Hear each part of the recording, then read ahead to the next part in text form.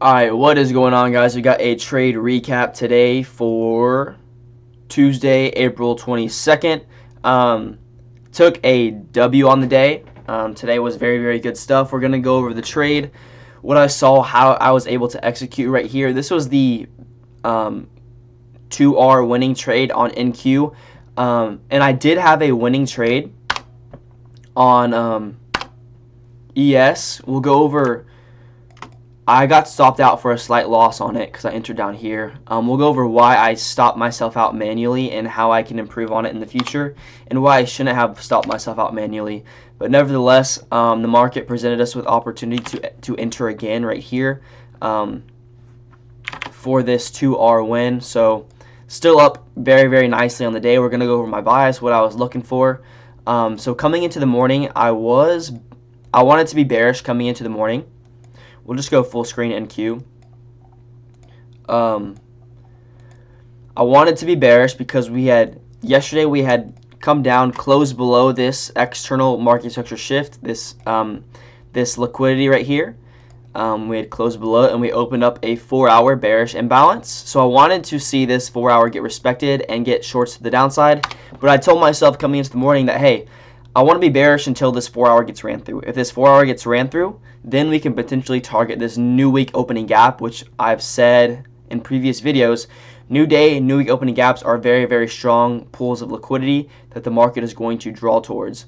So we can then target this new week opening gap and potentially this external swing high, which would be the 4-hour market structure shift if we're going to continue higher to take this daily buy side liquidity.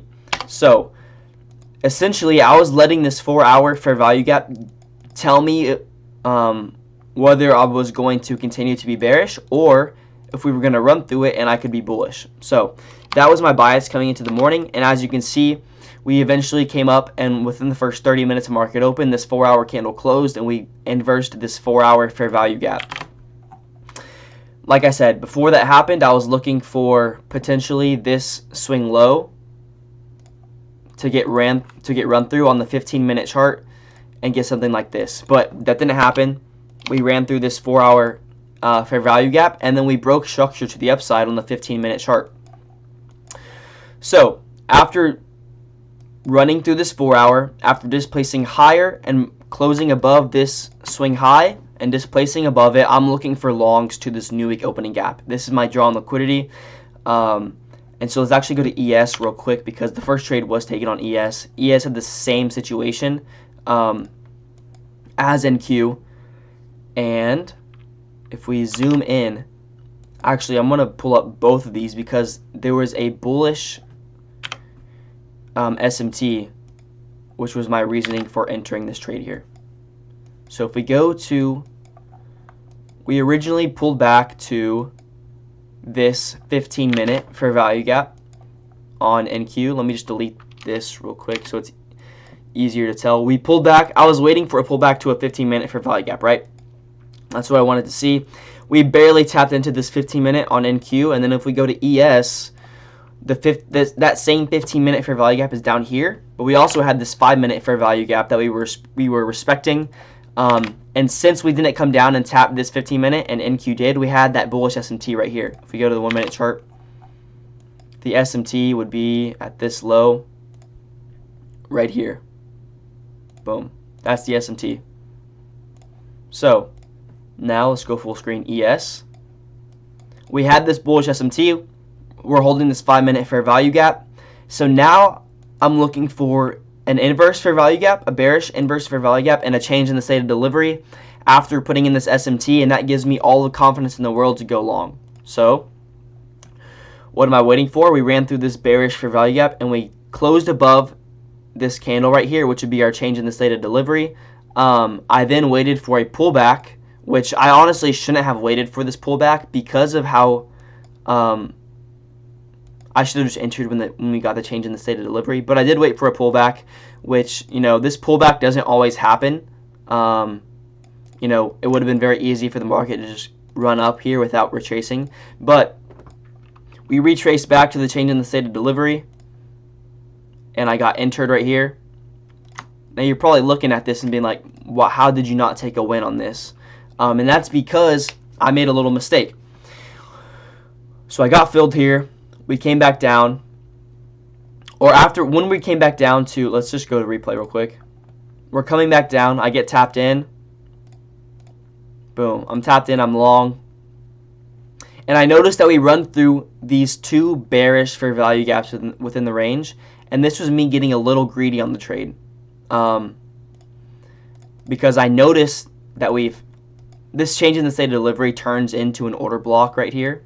This would be the big order block, this series of down close candles. Anyways, we tapped into this area and we inversed the two remaining bearish fair value gaps within the range. So what I did was I moved my stops up to above this swing low here and added 2 more contracts and added size to this trade. So as you can see, if we advance in price, after moving my stops up, I immediately get stopped out. And then the market goes where I wanted to see it go. So the lesson I can take from this is, if there's an SMT, and that if we have an SMT, a inverse fair value gap, and a change in the state of delivery, there's no reason for me to be moving my stops up unless we put in another SMT, right? Because this SMT is the protected low. There's a reason that my stop is below this SMT, right? Because it's a protected low. The trade is still valid as long as we don't come down and invalidate the SMT. So there's no reason for me to have actually moved my stops up. That was just me getting a little greedy and wanting to add more size to the trade. So I did get stopped out there for a slight loss. This is where I would move stops to break even, because this is the internal model for the 5-minute, right? But I had my take profit set at a 1 to 2 RR right here. So that would have been a winning trade. If we also take the standard deviation of the SMT, this is something I'll talk about a little bit. This is the move up, move down that caused the manipulation, the SMT. 2 to 2.5 standard deviation lines up right here. That would have got taken as well. But the reason I'm bullish, right, is because of this new week opening gap. So it sucks. Like, I see this and this sucks. Because I know as soon as it happens, I shouldn't have moved my stops up. The trade would have still been valid and we would have had a full win. But thankfully, the market gave us another opportunity to enter. We continued higher. Obviously, there's no doubt about it in my mind that this new week opening gap is the draw on liquidity, and we're going to go take this. So I'm looking for any other fair value gap to open that I can potentially execute off of. And we opened up this 5-minute on NQ.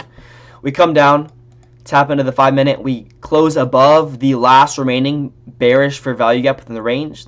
This is the inverse, the last inverse within the range.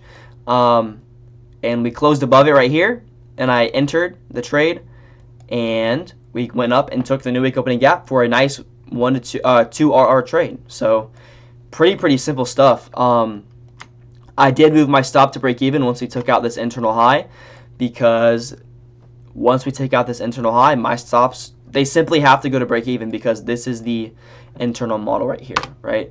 If we were to zoom into something like the 15-second chart, like, this is the internal model. This is the high. This is the swing high that I know is given to me, because it's the high that's put in once we tap into this 5-minute fair value gap, right?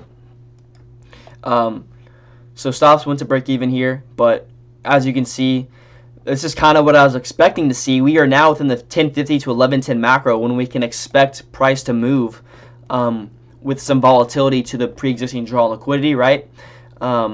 This is the time frame in which we can expect the market to move with some efficiency. And so we push through this and don't ever come back down to retest it. It would have sucked if we did and we got stopped at a break even again, but that would have been just unlucky, and it would have been my fault for not taking a full win on the first trade.